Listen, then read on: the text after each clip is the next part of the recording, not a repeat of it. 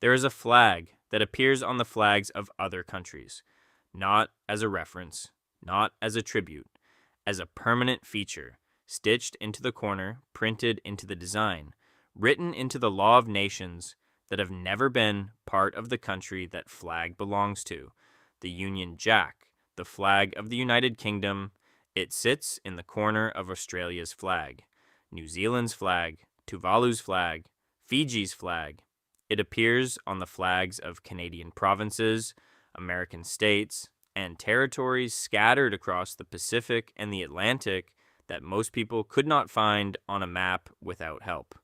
Most people see this and accept it without thinking. Of course, those countries have the British flag on them. They were part of the British Empire. That is just how it is. But that answer raises more questions than it answers, because dozens of countries were part of the British Empire and do not have the Union Jack on their flags. India does not, Nigeria does not, Jamaica does not, South Africa does not, Kenya does not. Why do some countries still carry the flag and others removed it the moment they became independent? What does it actually mean to have another country's flag permanently embedded in your own? And why, in 2026, are there still people in Australia and New Zealand actively arguing about whether to keep it?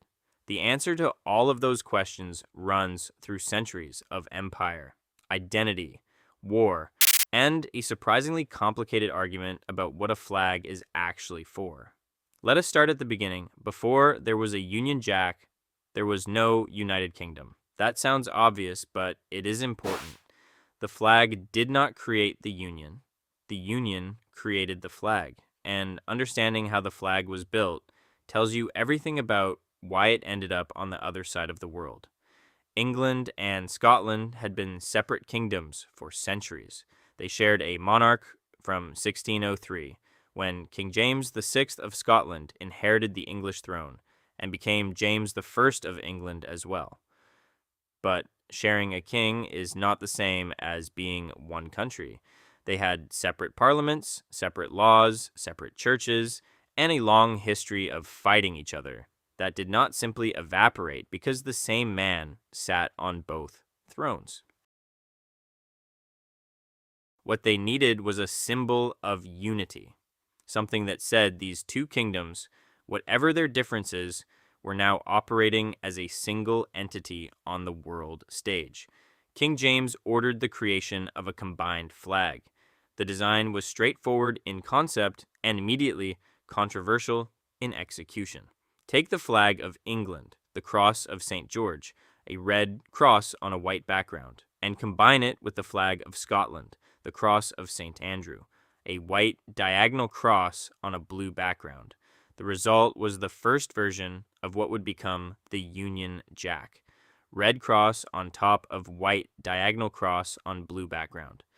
The English were unhappy because their cross was dominant. The Scots were unhappy because their blue was changed to a darker shade.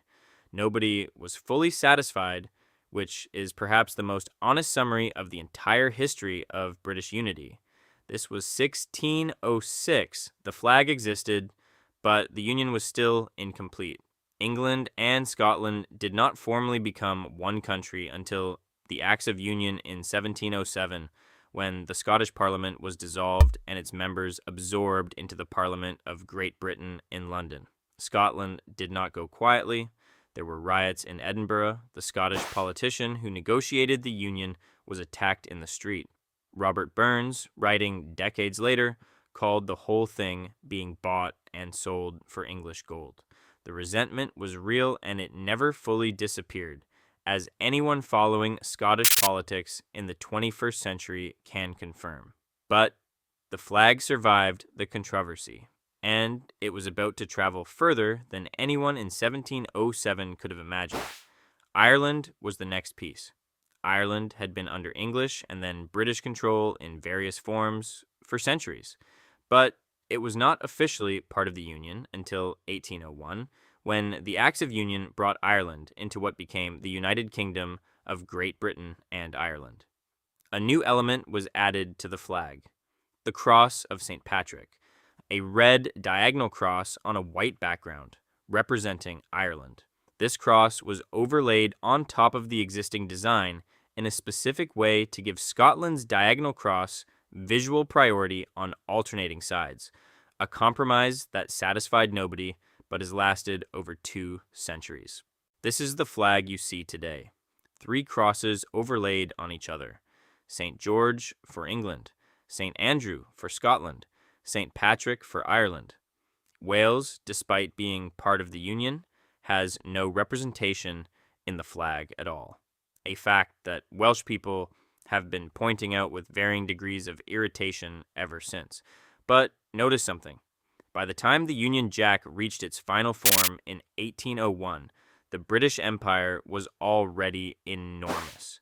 It had been expanding for nearly 2 centuries. And wherever the empire went, it took its flag.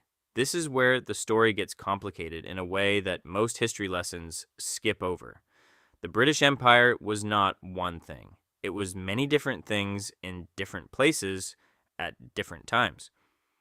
Some territories were settler colonies, places where large numbers of British people moved permanently, displacing or destroying indigenous populations and building societies that were culturally and demographically British. Others were trading posts. Others were conquered kingdoms administered by small British ruling class, sitting on top of a much larger local population. The relationship between Britain and its colonies was never the same in 2 places, and the flags that emerged from those relationships reflect that difference. In the settler colonies, Australia, New Zealand, Canada, parts of what is now South Africa, the people doing the colonizing were British. They thought of themselves as British. They maintained British institutions, British laws, British culture, and British loyalty.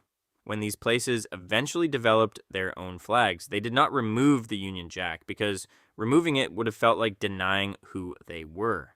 The flag was not a symbol of oppression to them. It was a symbol of home. This is the critical distinction that modern debates about these flags often miss.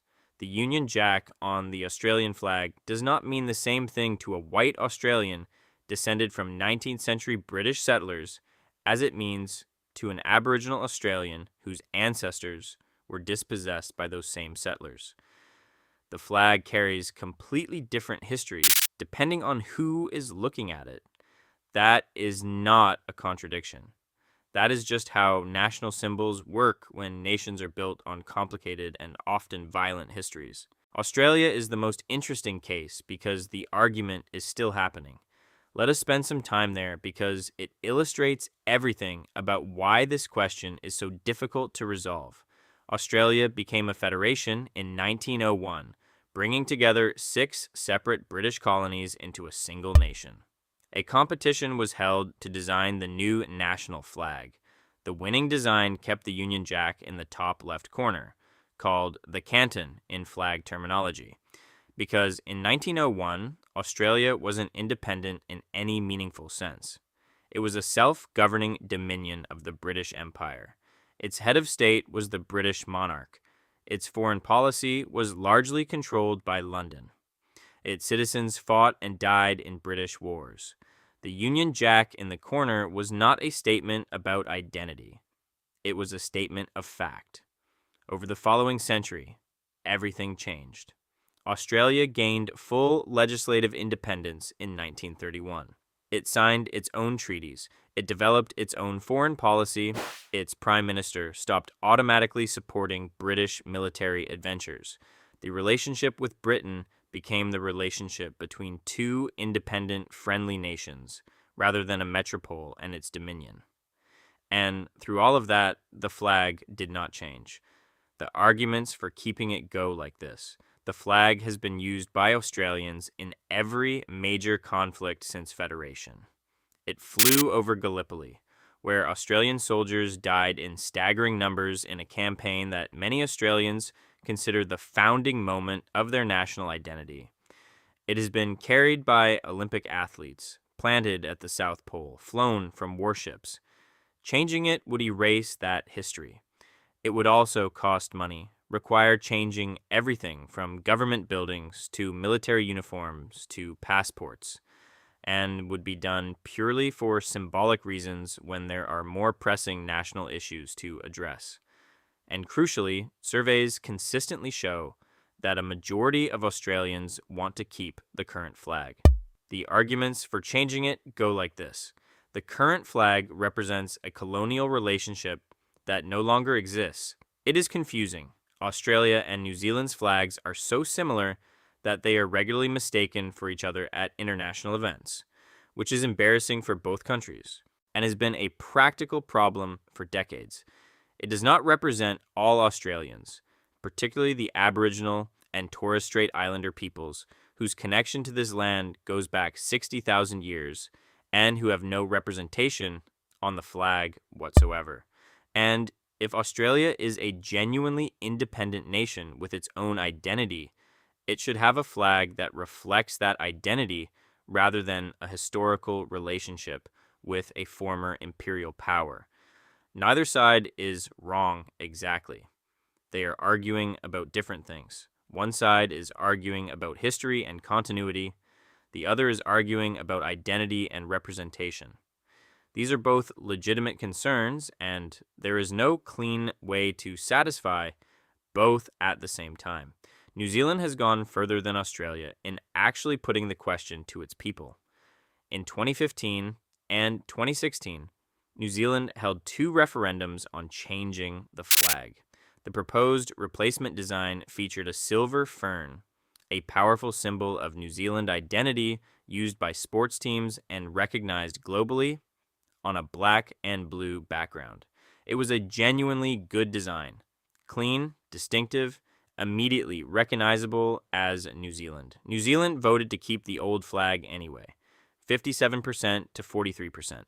The proposed new flag lost partly because people felt the process was too rushed, partly because the specific design was not universally loved, and partly because there was a strong contingent of older New Zealanders for whom the current flag carried memories and meaning that no new design could replace. But here is the thing. The fact that the referendum happened at all tells you something important. These flags are not settled. They are questions that these nations are still actively asking themselves. Who are we? Where did we come from? What do we want to carry forward, and what do we want to leave behind? Tuvalu is a different story entirely, and it is one of the most interesting examples of what the Union Jack on a flag actually means in practice. Tuvalu is a tiny Pacific island nation of about 11,000 people. It became independent from Britain in 1978. When it became independent, its flag featured the Union Jack in the canton, alongside 9 stars representing its 9 islands. In 1995, a new government decided to remove the Union Jack. A new flag was designed without it. Within 3 years, the flag was changed back. A referendum in 1997 restored the original design with the Union Jack included. The reason was partly practical. The new flag was considered ugly, and the stars representing the islands were rearranged in a way that caused political tension between different parts of the country. But it was also partly a genuine statement that the relationship with Britain and the historical identity it represented was something Tuvalu chose to keep rather than discard. This is the part of the story that surprises people. The assumption is always that keeping the Union Jack is a legacy of colonialism that these countries have not had the courage or the will to remove. But in Tuvalu's case, they removed it and then voted to put it back. That is a choice, not a legacy. The countries that removed the Union Jack when they became independent, and there were many, made their own choice in the other direction.